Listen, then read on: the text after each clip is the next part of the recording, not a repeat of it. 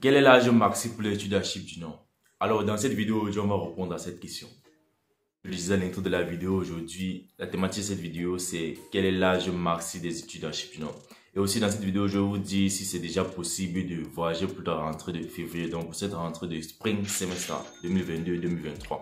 Alors, pour ceux qui ne le savent pas, les admissions pour la rentrée de février 2022-2023 sont toujours ouvertes. Alors, pour toi qui aimerais poursuivre tes études en Chypre du Nord, ou qui a quelqu'un qui aimerait poursuivre ses études en Chypre du Nord, juste contacte-moi pour une procédure claire et brève, sans aucun souci. Donc, je t'invite à aller dans la description de cette vidéo. Et dans cette description, tu verras les différents liens de mes groupes WhatsApp, de mon compte Instagram, de mon email. Là, tu pourras me contacter. Donc, tu me contactes sur mes différents groupes WhatsApp, sur mon compte Instagram, sur mon email adresse. Donc, je t'invite à aller dans la description de cette vidéo.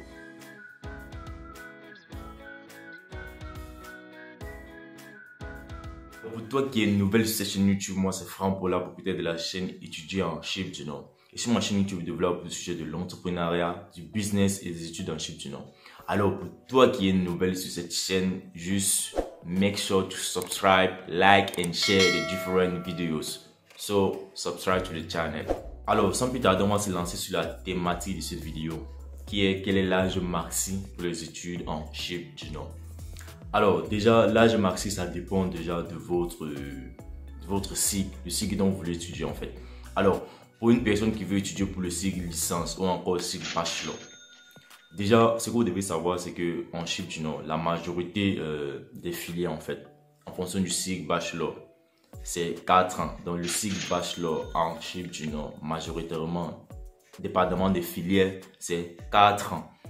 Mais il y a certaines filières dans le cycle bachelor dont la durée de l'apprentissage est plus longue en fait. Par exemple comme la médecine. Si tu veux venir faire un cycle licence en médecine en Chypre du Nord, c'est 6 ans. Ce n'est pas 4 ans comme les autres filières. Donc c'est un peu ça. Il y a d'autres filières un peu qui diffèrent. Donc déjà c'est ça. Alors comme je disais, le cycle bachelor, donc le cycle licence en Chypre, c'est 4 ans. Et une année scolaire a principalement 2 semestres. Donc ce qui fait que vous allez faire 8 semestres scolaires en Chypre du Nord. Donc déjà c'est ça. Alors maintenant pour un étudiant master, on va parler d'abord de la durée des études avant de revenir sur l'âge en fait. Alors comme je disais, pour un étudiant master, le cycle master, dépendamment aussi des universités, mais généralement c'est 2 ans.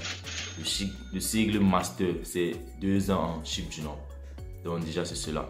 Alors maintenant on va répondre à propos de la question de l'âge maximum des études en Chypre du Nord. Alors il y a une personne qui est venue dernièrement sur ma chaîne YouTube, il me l'a laissé un commentaire à savoir si avec 30 ans il pouvait se lancer sur un cycle bachelor. Donc il pouvait commencer les études pour un cycle bachelor. Déjà à cet âge c'est impossible. Maintenant raison pour laquelle j'ai décidé de faire cette vidéo en fait. Alors l'âge maxi des études en Chypre du Nord pour le cycle bachelor ou encore le cycle licence, c'est de 27 ans. Donc, à plus de 27 ans, il est très difficile, très difficile d'être obtenu ou bien d'être calé en fait dans une université ici ou d'obtenir une admission dans une université ici. Donc déjà c'est ça. Alors pour le cycle bachelor, comme je le disais, l'âge maximum il est de 27 ans. Maintenant pour les études en master et PhD, donc doctorat, l'âge maximum là-bas, il n'y a pas d'âge, je peux le dire comme ça. Donc, même si tu as 40 ans et que tu as déjà ton diplôme de licence, tu peux postuler pour les études en Chypre du Nord, quel qu'en soit ton âge. Et donc, déjà, c'est ça. Donc, même avec 40 ans, avec 35 ans, avec 30 ans, même avec 20 ans, et que tu as la licence, tu peux postuler. Alors, je vais encore répondre à une question que la plupart des temps, je fais que répondre sur la chaîne, mais je crois qu'il y a certaines personnes qui ne comprennent pas en fait. Alors, déjà, pour toi qui as obtenu l'admission pour le fall semester, ça veut dire la rentrée de septembre. La rentrée de septembre est déjà finie. Les études même pour cette rentrée est déjà finie. Nous, on a déjà fini les études ici. On a déjà composé, on a tout fait, les différents examens. Donc, tout est fini pour cette rentrée. Maintenant, nous sommes en train de nous préparer pour la rentrée de février. Et les cours pour la rentrée de février, je le dis encore ceci. Les cours pour la rentrée de février dans la majorité des universités vont commencer à partir du 10 février. Donc à partir du 10 février, certaines universités vont commencer les cours. D'autres universités c'est le 10, d'autres c'est le 14, donc en fonction, ça dépend. Mais à partir du 10 déjà, il y a les enregistrements et les cours qui vont commencer à se faire. Alors, comme je le disais, pour toi qui as pris l'admission pour la rentrée de septembre, pour le fall semestre de septembre 2021-2022, il n'est plus possible de voyager avec ces documents parce qu'ils ne sont plus valides. Si je peux le dire, ces documents sont périmés en fait. Tu veux voyager avec des documents pour une rentrée qui est déjà fermée, dont les études sont déjà finies depuis. Alors maintenant, ce que tu dois faire avec ces différents documents, soit si tu as pris les admissions en ligne, il faut recontacter l'université pour qu'ils te délivrent de nouveaux documents. Donc, ce qui n'est pas aussi facile parce que des fois l'université répond, d'autres fois l'université ne répond pas. Alors maintenant, pour toi qui a eu l'admission en passant par quelqu'un, tu vas recontacter cette personne et cette personne va aller à l'université à propos de ton cas et l'université va délivrer de nouveaux documents, donc de nouveaux acceptance letter et admission letter pour la rentrée de février. Et c'est avec ces nouveaux documents valides que tu pourras voyager. Mais si tu insistes avec ces anciens documents, tu ne pourras pas voyager. Il te dit que c'est quasi impossible de voyager avec ces anciens documents. Donc déjà, c'est que tu vas comprendre. Alors, pour ceux qui regardent mes différentes vidéos, j'ai fait un constat. YouTube m'a aussi envoyé une notification. La majorité des gens qui regardent mes vidéos, en fait, ne s'abonnent pas. Pourquoi tu bénéficies de différents contenus que je partage, tu ne t'abonnes pas? C'est simple, en fait. Il suffit juste de cliquer sur le bouton s'abonner et activer la notification. Et en passant par là, tu peux me laisser un like ou partager la vidéo, en fait. Donc, fais-le pour me soutenir. Là, maintenant, on va se lancer sur la deuxième partie de cette vidéo qui est quand est-ce que les voyages peuvent commencer pour le spring semester. Donc, le spring semester veut dire la rentrée de février 2022-2023. Alors, présentement, aujourd'hui, je tourne cette vidéo le 17 janvier 2022. Alors, les vols ont déjà commencé. Déjà, ce que vous devez savoir, c'est quoi? La rentrée de février, comme je vous l'ai dit, les cours commencent à partir du 10. Et vous savez que lorsque vous arrivez en Chypre du Nord, majoritairement pour les Africains, en fait, vous avez 2 semaines de quarantaine. On va un peu faire les calculs ensemble. Imaginez que vous arrivez, peut-être vous voyagez le 15 janvier, vous arrivez en Chypre. Du 15, vous augmentez 2 semaines que vous allez passer en quarantaine. Ça veut dire que vous serez pratiquement libre à la fin du mois de janvier. Et après cela, maintenant, vous allez commencer les enregistrements, disons à partir du 1er ou du 2 février. Vous allez commencer les enregistrements à l'université. Donc déjà, c'est ça.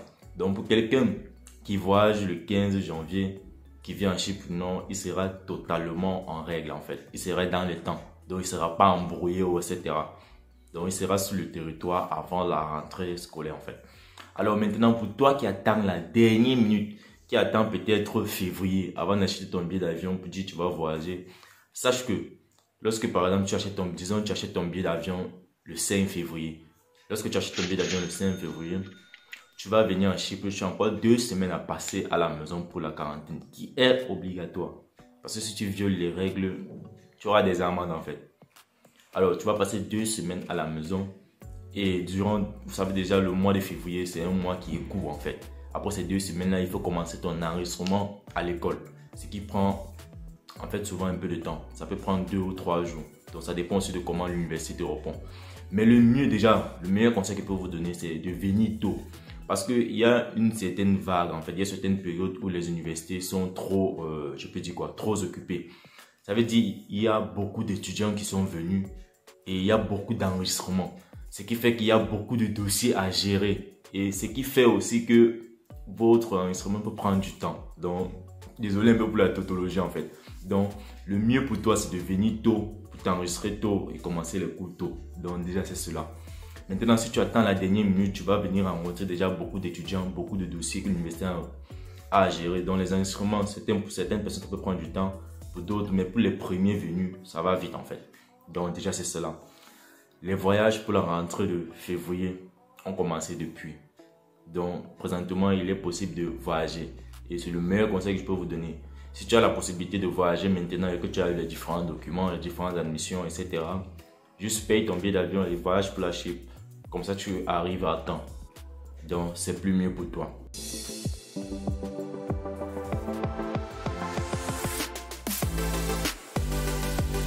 Alors, j'espère que tu as aimé le contenu que j'ai partagé avec toi dans cette nouvelle vidéo encore aujourd'hui. Si tu es nouveau sur cette chaîne YouTube, moi c'est Franck pour la propriétaire de la chaîne étudiant en Chypre du Nord.